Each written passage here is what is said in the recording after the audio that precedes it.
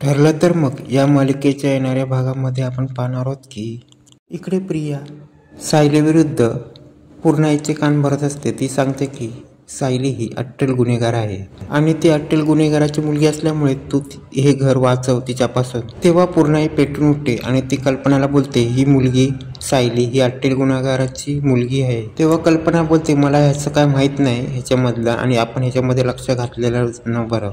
तेव्हा प्रिया बोलते आपल्या सुभेदार घराण्यामध्ये अशी मुलगी येत असेल तर आपल्याला कसं चालेल आणि याची शहानिशा करून हिला आताच्या आता घरामधून काढा. आणि प्रियाला एवढंच असतं की काही करून ह्या सायलीला या घरातून अकलावं. आणि अर्जुन जेव्हा ऑफिसमधून येतो तेव्हा पूर्णाई बोलते या गुन्हेगाराला मी या घरात ठेवणार नाही. तेव्हा अर्जुन बोलतो कोण गुन्हेगार?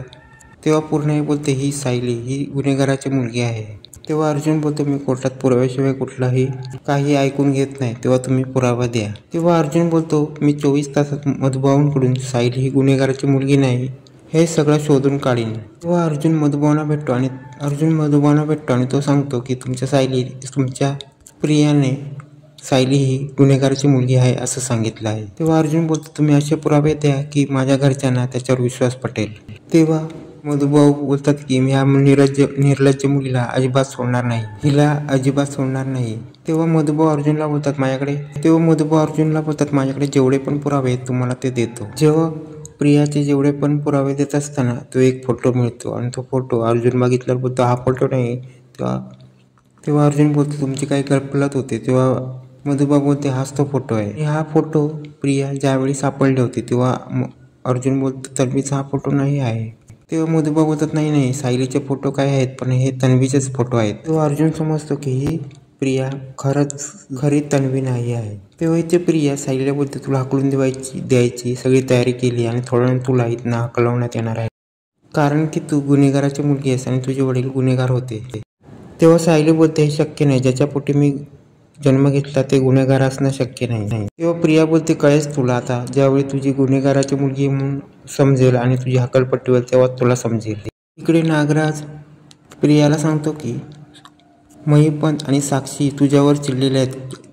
कसं पण करून तुला सुभेदारांची प्रॉपर्टी आपल्या घशात टाकायची आहे आणि या किल्लेदारांची प्रॉपर्टी माझ्या नावावर करून द्यायची आहे आणि तू दुसऱ्या कुठल्या मोहात पडलीस तर मी तुला सोडणार नाही आणि तुला महिपंत पण सोडणार नाही आणि तुला किल्लेदार आणि सुभेदार या दोघांना पण तुला प्रॉपर्टीसाठी हे करायचं आहे.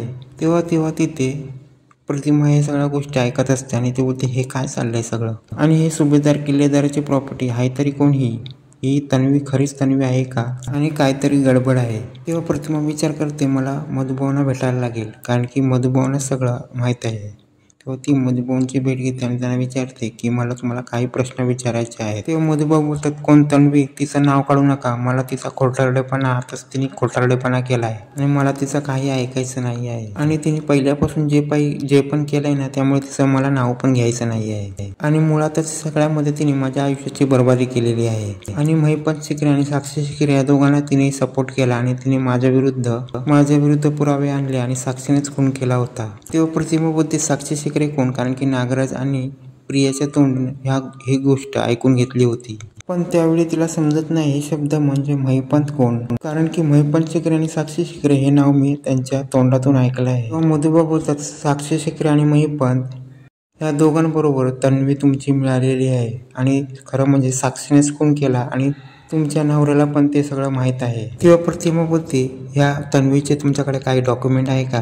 तेव्हा मधुभाऊ बोलतात तिचे फार काही डॉक्युमेंट नाही पण तिचे फोटो माझ्याकडे आहेत. तेव्हा सगळ्यामध्ये मधुभाऊ हे फोटो दाखवतात. तेव्हा प्रतिमा बोलते ही तन्वी नाही, हे तन्वीचे फोटो तर नाही आहे. तेव्हा मधुभाऊ बोलतात ह्या तर सगळ्या गोष्टी मी सांगायला तुम्हाला केव्हापासून लागलो आहे पण तुम्हालाच कळत नाहीत कारण की ही मुलगी तुमची खोटारडी आहे आणि हिच्यामुळे सुभेदारांच्या घरात माझ्या मुलीला कोण ॲक्सेप्ट करत नाही. तेव्हा मधुभाऊ आणि प्रतिमा खोट्या तन्वीचे कागदपत्रे घेऊन प्रियाचे भांडफोड करण्यासाठी निघाले आहे. इकडे पूर्णाईला कसं पण करून सायलीला सुभेदारांच्या घरातून काढायचं असतं पण सायलीच्या पाठीशी उभी असली आता प्रतिमा पूर्णाईला फोन करते आणि बोलते मी माझी बाजू मांडायला तिकडे येत आहे आणि या खोट्या तन्वीबद्दल मला तुम्हाला काहीतरी सांगायचं आहे. तेव्हा प्रतिमा मधुभाऊंना पण बरोबर घेऊन येते. तेव्हा मधुभाऊंना पाहून पूर्णाई चिडते आणि बोलते या माणसाला तू का घेऊन आलीस? तेव्हा मधुभाऊ बोलतात माझा जर या घरात यानं हे असेल तर मी इथनं निघून जाईन आणि माझ्याकडे जे पुरावे आहेत ते मी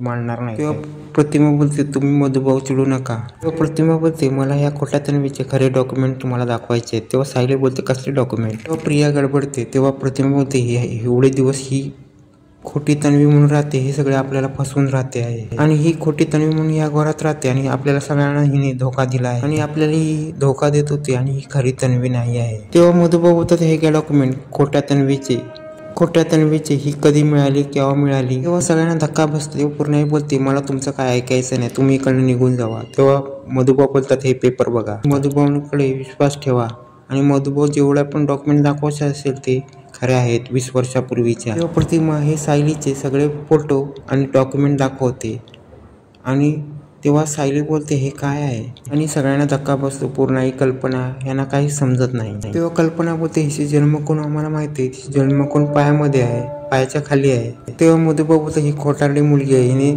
खोटी जन्मकोण तयार करून घेतलेली आहे आणि हिच्या पायाखाली तुळशीपत्र काहीच नाही आहे, ही खोटारडी आहे. प्रतिमा मूर्ख सुभेदार कुटुंब आणि मूर्ख किल्लेदार कुटुंब यांना समजून सांगणार का प्रिया ही खरी तन्वी नाही हे सगळ्यांना समजून सांगणार का हे पुढे पाहणे रंजकच होणार आहे.